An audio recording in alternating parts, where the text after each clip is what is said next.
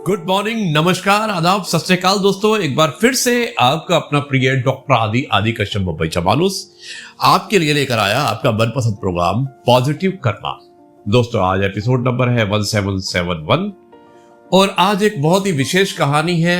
भेजने वाले हैं none other than senior advocate Dhirendra Srivastava ji, Dhirendra Pratap Srivastava ji, जो Delhi supreme court of India में प्रैक्टिस करते हैं।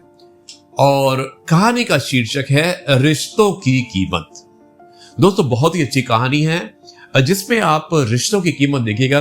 कई रिश्ते जो होते हैं वो पैसों से नहीं तोले जाते हैं। यही इस कहानी के माध्यम से कहना चाहते हैं लेखक और भेजने वाले धीरेन्द्र प्रताप श्रीवास्तव। धन्यवाद श्रीवास्तव जी। एक बार फिर से जाइएगा मत। मिलते एक छोटे से ब्रेक के बाद सुनते हैं पहले कहानी और फिर करते हैं विश्लेषण कि आपको ये कहानी कैसी लगी। रिश्तों में नफा नुकसान नहीं देखा जाता। दोस्तों उसी पर आधारित आज की कहानी। मुझे उम्मीद है कि आपको ये कहानी पसंद आएगी। विनोद हाईवे पर गाड़ी चला रहा था। सड़क के किनारे उसे एक 12-13 साल की लड़की तरबूज बेचते दिखाई दी। विनोद ने गाड़ी रोककर पूछा, तरबूज का क्या रेट है बेटा? लड़की बोली, 50 रुपये का एक तरबूज है साहब। पीछे की सीट पर बैठी विनोद की पत्नी बोली, इतना महंगा तरबूज नहीं लेना जी, चलो यहां से। विनोद बोला, महंगा कहां है, इसके पास जितने तरबूज हैं कोई भी 5 किलो से कम का नहीं होगा। 50 रुपये का एक दे रही है तो 10 रुपये किलो पड़ेगा हमें। बाजार से तो तुम 20 रुपये किलो भी ले आती हो। विनोद की पत्नी ने कहा कि तुम रुको, मुझे मोल भाव करने दो। फिर वो लड़की से बोली, 30 रुपये का एक देना है तो दो, वरना रहने दो। लड़की बोली, मैम साहब 40 रुपये का एक तरबूज तो मैं खरीद कर लाती हूं, आप 45 रुपये का ले लो, इससे सस्ता तो मैं नहीं दे पाऊंगी। विनोद की पत्नी बोली, झूठ मत बोल बेटा, सही रेट लगाओ। और देखो ये तुम्हारा छोटा भाई है ना, इसी के लिए थोड़ा सस्ता कर दो।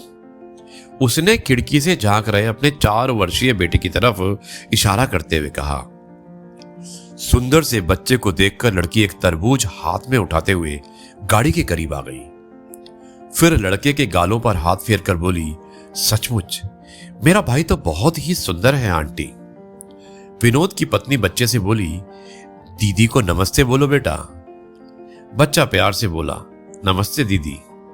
लड़की ने गाड़ी की खिड़की खोलकर बच्चे को बाहर निकाल लिया और फिर बोली, तुम्हारा नाम क्या है भैया? लड़का बोला, मेरा नाम गोलू है दीदी।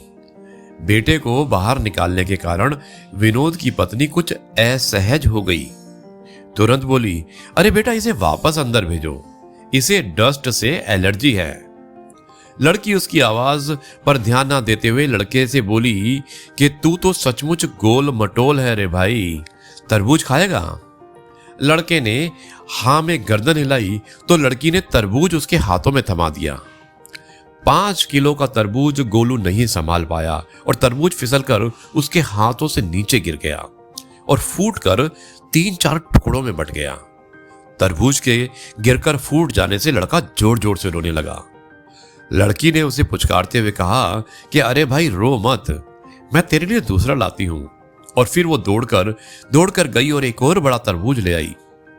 जब तक वो तरबूज उठाकर लाती, इतनी देर में विनोद की पत्नी ने बच्चे को अंदर गाड़ी में खींचकर खिड़की बंद कर ली।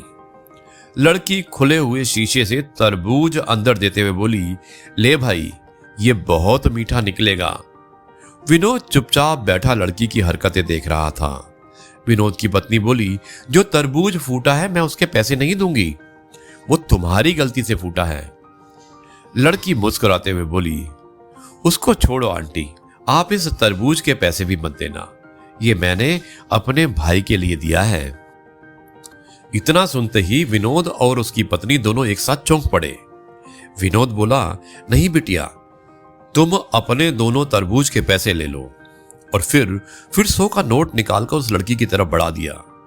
लड़की हाथ के इशारे से मना करते हुए वहां से हट गई और अपने बाकी बचे हुए तरबूजों के पास जाकर खड़ी हो गई। विनोद भी गाड़ी से निकलकर बाहर आ गया था और आते ही बोला, पैसे ले लो बेटा, वरना तुम्हारा बहुत बड़ा नुकसान होगा। लड़की बोली, माँ कहती है जब बात रिश्तों की हो तो नफा नुकसान नहीं देखा जाता। आपने गोलू को मेरा भाई बताया, मुझे बहुत अच्छा लगा। मेरा भी एक छोटा भाई था। मगर विनोद बोला, क्या हुआ तुम्हारे भाई को? वो बोली, जब वो 2 साल का था तब उसे रात में बुखार हुआ था। सुबह माँ अस्पताल में ले जा पाती, उससे पहले ही उसने दम तोड़ दिया।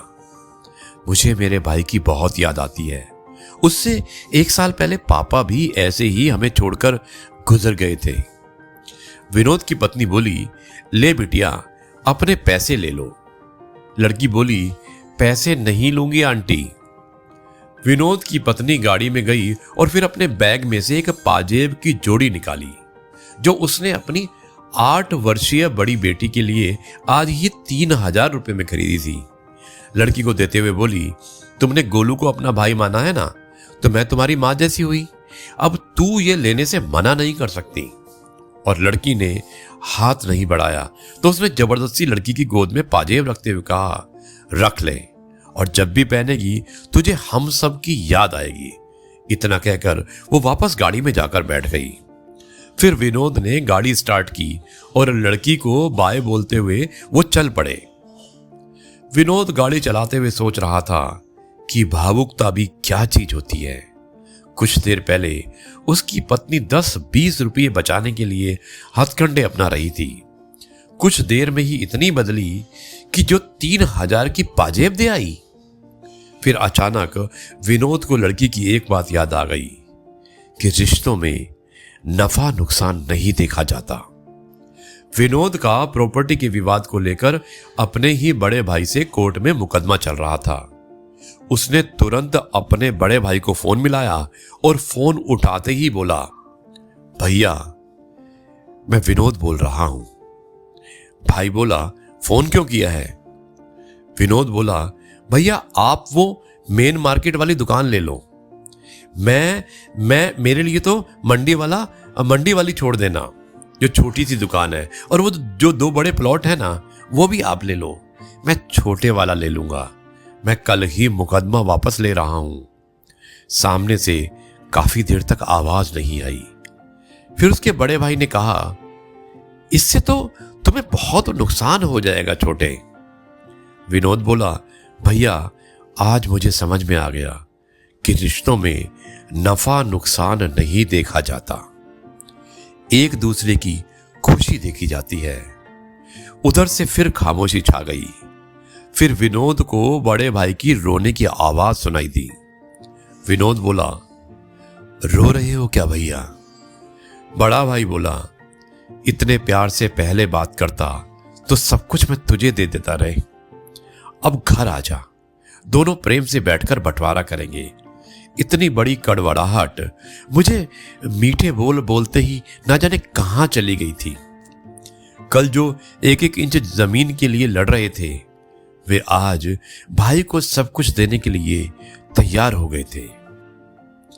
दोस्तों, त्याग की भावना रखिए। अगर हमेशा देने के लिए तत्पर रहोगे तो लेने वाले का भी हृदय परिवर्तन हो जाएगा।